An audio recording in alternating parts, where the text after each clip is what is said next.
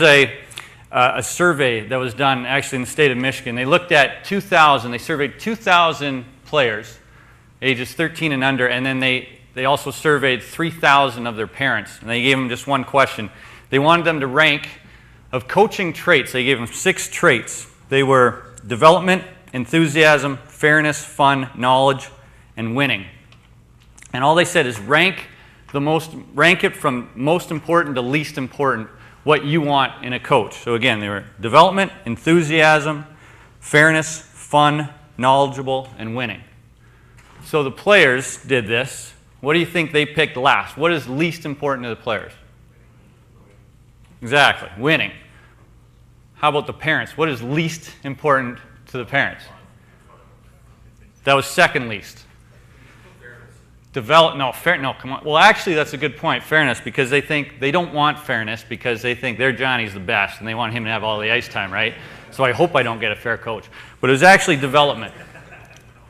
Development was last among the parents. So when I talk about giving me suggestions about how to do better with my kids, it's not, I'm going to side with the kid every time.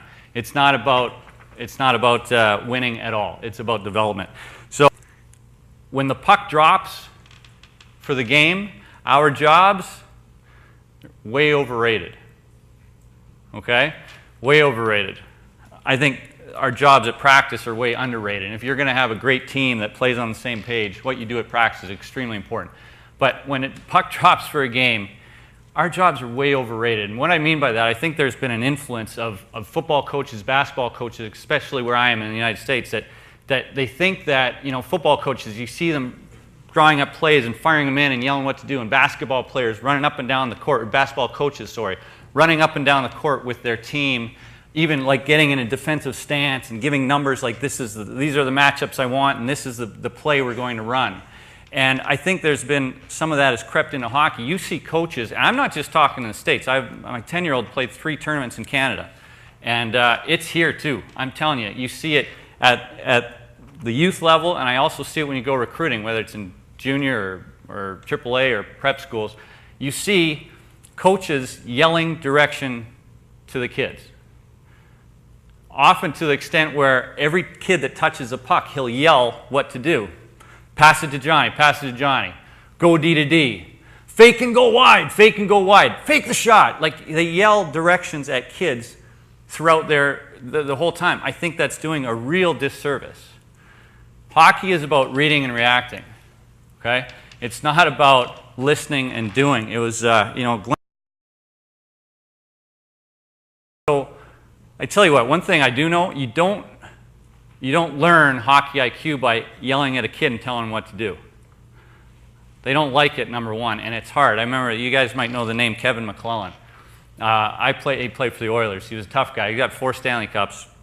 I played with him, but on the way down, the other side. When he was with Toronto, we were in the minors.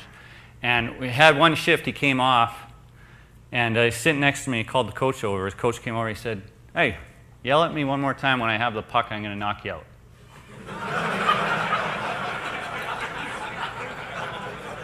True. And think of this is a guy who's played 13 NHL seasons, almost 600 games. I mean, if yelling at him, a guy that composed, if that bothers him, can you imagine a 13-year-old, what's going through his head, and you're yelling at him what to do? So besides that, when he said, how to develop Gretzky skills, it made me think that when Gretzky was, for my generation growing up, we heard all the time, go north-south, never go east-west, go north-south. Well, what did Gretzky do? When he got over the blue line, do a Gretzky delay, right? Another thing we heard all the time, you want to score goals, go to the front of the net. Heard that all the time. What did he do? He went behind the net. So not only was he not listening to his coaches, he was probably doing the exact opposite. So if we were to yell at these guys all the time, I think it's a real disservice. And what happens if you get really good at it? What happens if you're effective as a coach? Every time you yell at a player, they do exactly what you do. What are they going to do when you're not yelling?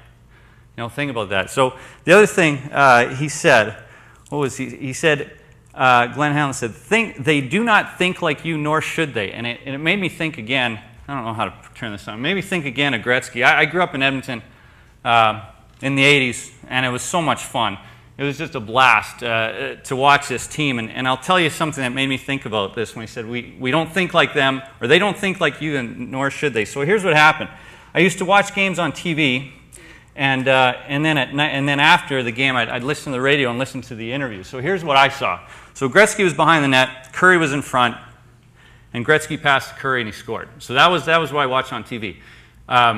So I'm listening to the radio well after the game, and they were interviewing Gretzky. And they asked him, tell me about that Curry goal. And here's what he said. He said, well, I was behind the net with the puck, and Curry was in front, and he was being checked really tight by their defenseman. He said, well, I saw Paul Coffey sneaking in from the point. So I pretended not to see him, because I knew if he thought I didn't see him, he'd yell my name. And when he yelled my name, this defenseman would turn to look at him, and that's when I passed to Curry.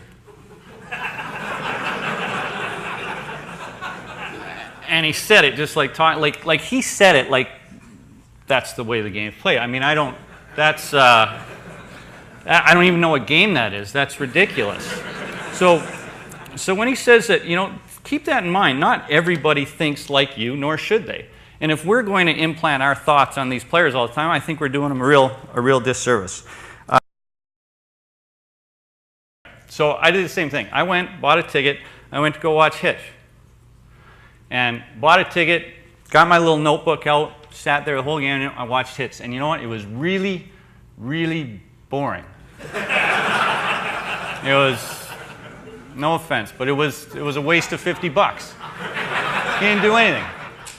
He didn't yell at his players what to do. He didn't run up and down with a board. None of that stuff. It was boring. But